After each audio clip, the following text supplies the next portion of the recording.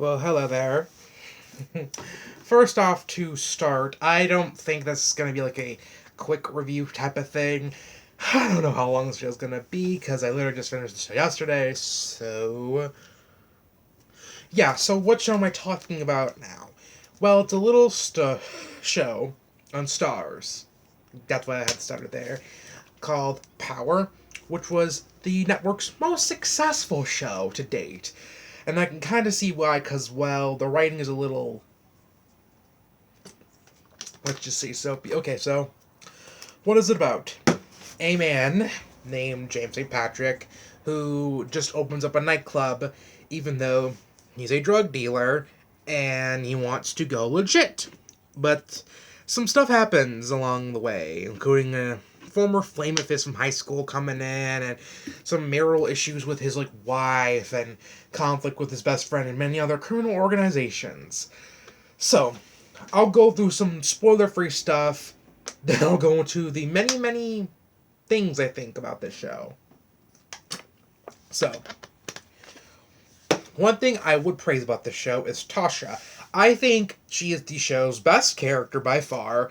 The actress is good. The character, not in season 1. Like, in season 1, she was kind of questionable and annoying in season 1. But after that, she was actually pretty smart, had some semblance of sense. And, yeah, she actually had a sense of a brain, or semblance of a brain, if you know what I mean. And I thought she had a pretty smart, rational head, even when she maybe made decisions that I wasn't so keen on, nor did I agree with. Tommy. Now, he's kind of seems to be a fan favorite. I look in the TV Showtime comments, and a lot of people seem to like him a lot. I don't. No offense to the actor, Joe Sikora. He's also a Polish-American. I'm part Polish myself, so, yeah. But, his character was kind of annoying in my opinion. He was stupid, he was idiotic, he was rash, he made so many reckless decisions, and he was just so prone and easy to be manipulated. And it just got really on my nerves, and I didn't like that. The main character was a piece of shit himself. He did do some pretty fucked up things. But there was also other characters that I didn't really care about. I would say all the other characters, I don't really care about, I never really gave a shit about. Yeah, although, soundtrack was pretty good. There's a couple songs that are featured in the show that I really did like. For example, I Know by Chris Batson and Bring Me Home by Sam Martin. Two of the best songs featured throughout the show. But one negative I have with the show is generally its writing. It's tropey, it's trite, it's very soap opera-like shit. I saw a blurb in a promo one time that referred to it as being very soapy and fun. Yeah, soapy. Not fun, but soapy, which it's basically a soap opera. Even the first season, which I would argue was the best season, is still kind of soapy within itself, it just plays out like one. There was this one moment, which I find pretty funny, which I'm gonna get about into spoilers in 3, 2, 1. Okay, so, now to notice the bat, the whole thing of Angela dying and James dying, I got spoiled for that. I saw one of Sharonda from Pay Her Wait's episode recaps of is Angie dead? Although I kind of guessed she was, because I was surprised she even lasted as long that she did. Because, I thought she was gonna, just go away, season 3 or season 4. And also, I had several ads, spoiling the whole Who Shot Ghosts thing. Number one, while I was watching the show, on Hulu, I literally got an ad with, a person yelling, "Who shot James St. Patrick?" Which, by the way, I don't think somebody even says that with that in exact manner in the show. I think that was just a clickbaity kind of scene for their trailers. And also, Two Shot Ghost was trending on Twitter, and then for the little spin-off promo, it literally opens up with Tariq saying, "My mother's on trial for killing my father." Killing. Note that word. Oh my god. So yeah, I already knew that, so no impact there. Yeah. Anyways, 50 Cent, personally, I just think he seems like a bit of an asshole. I've seen things surrounding him, which kind of make him seem like a dick, and he kind of just, he just has to, force himself to everything. Since he's executive producing the show, which, by the way, he didn't create it if you think that. It was created by Courtney Kemp, a black woman. Like, but he has to, like, kind of make everyone just, like, I don't want to say suck his dick, because that would maybe refer a little bit too harshly to the whole Me Too thing when that sexual assault, and, yeah. Anyways, which I actually did have a weird dream involving just Sakura where he was, like, sexually assaulted. That was just a little... I don't fucking know. That was a weird dream, but off topic anyways. Yeah, it was just... The writing was soapy, over the top, melodramatic, like... You know, it was a little, you know, I was just thinking, I thought Kanan was just gonna, like, magically come back. No, thank fuck he did, and he just come back as, like, a hallucination to both, James and Tariq, which, Brandon, from my opinion reviews, he did kind of know it was kind of funny where Tariq, when he hallucinated or saw Kanan's ghost, he was like, oh, what the fuck? Like, which is pretty realistic. And also, like, I thought it was Tasha, because I got spoiled that she was, like, in jail, so, oh my god. Like, I got spoiled for that, so I thought it was her, but no, it was Tariq, and... Yeah, like, yeah, I would agree with everyone on that. He's a shithead, but I didn't think the finale was that bad. I just think people don't like the finale because, like, Tariq didn't get, like, killed or beaten up to a pulp or something like that. Like, I hate Tariq, but I'm not gonna hate the finale just because, like, he didn't get what he deserved. Like, damn, like, that's, like, I just thought it was, like, a very mediocre finale. Which, by the way, with Tommy. Like, Tommy was just annoying because, like, he would just, like, you know, make stupid decisions, be so prone to manipulating. Like, the whole thing where it's, like, he kills, like, his dad because, like, James and Angie kind of task him to do that. And it's like, well, yeah, I can understand, you know, you wanting to kill James or Angela because of that whole thing. But also it's like, what about the dude who your dad killed? Like... didn't that guy have any family? Like, I feel like you were being selfish in some regards and you weren't willing to think about that. And when there was, like, that one scene where him and James and Lakeisha and Tasha were figuring stuff out, and then he was like, oh, if we do this thing, we're all going to jail. So they're like, oh, so now you actually have a little semblance of logic. Where the hell was that? Where the fuck was that sense of logic? Because you seemingly didn't have it throughout the show until his last episode, you know, his episode in the last season, where, like, he was actually willing to forgive James for everything he's done, as well as Tariq. And also that moment, that scene where he finds James on the club floor after he was shot by Tariq, and Tommy actually, like, kind of, like, is there and is by his side, and James dies in his arms. That moment was actually kind of a bit touching. And actually was like, okay, so maybe Tommy will actually gain some smarts in his fucking spinoff. Which, by the way, with Tasha, like, you could say that maybe with both of her romances with Sean and Terry, like, that was a little, like, that maybe she was a little, like, you know, blinded or, like, not really thinking through or whatever. Sorry for the line of things, for lack of a term. Or, like, that whole thing where she tried to, like, fuck over that cute guy, like, that was pretty fucked, though.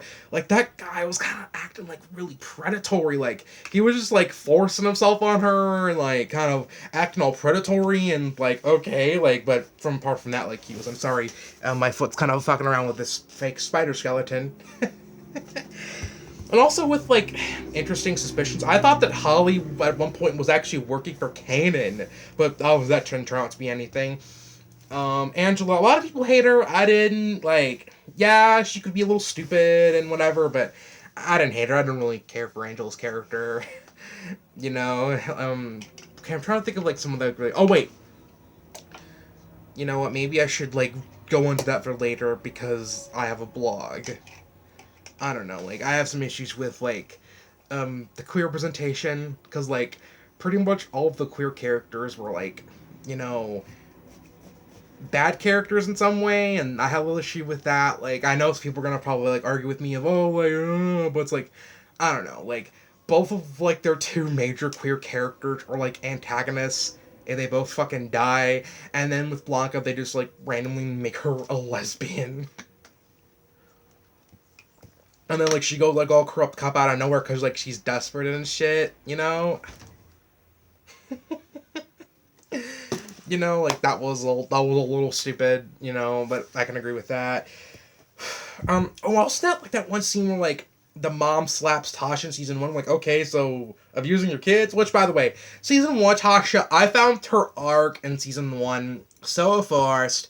so, like, contrived and annoying, but after season 2, she was actually pretty smart, had a rational head, and even if she made decisions that, I didn't agree with, like, I could still understand her. Maybe it's also because, like, my mom is divorced and I have a shitty father and I'm estranged from my dad, that maybe that's like makes me more prone to be sympathetic towards mothers in shitty marriages with their husbands. Like, that maybe that's just a me thing or whatever. But I legitimately thought that, yes, Latasha was the best character within the entire show, and I would say the most well realized. The other characters either were just not that interesting or kind of bland and, forgettable. Oh, wait a minute. I thought of this one really cringy moment in earlier in the last season where Tommy gets like a cab ride and like the dude just yells like something like "D's nuts." I'm like, oh my god, like that meme is dead. It's been dead for fucking years. Oh my fucking lord. What? Who the hell thought that was a good idea to put in the script? Like, that was just stupid. And also, like Tom makes a line of like, I ain't here to like ask 20 questions, and that was later pointed out on a review. I'm not sure. I think it was Shauna from Pay or Wait. She pointed out that was actually a song for December, which of course, him just forcing himself and just like making everybody like. Like, he has to force himself to everything. Like, he has to have himself have a main role or whatever, and he's probably doing the same thing with the show For Life that he's also having a role in, and also there's an entire whole-ass prequel that is going to be about, Kanan, about, like, him and him being raised. I'm not really interested in that. The Tate spinoff, I'm not really that interested in, besides, like, the political drama, which would be interesting. The one that's running Power Book 2 Ghost about Tariq and Tasha, like, that seems to be fine. And then there's also one about Tommy. Apparently it's going to be in LA, which, why fucking LA? Like, so many stories have been set in LA, and have been set in Los Angeles and in Hollywood. Like, sure, that could be interesting with crimes involving actors and maybe, like, actual, like, guest appearances from actual actors and whatever. But, like, also it could come off as a little contrived and a little stereotypical. Like, why does it have to be that? Like, why couldn't you put Tommy on, like, say, a Native American reservation?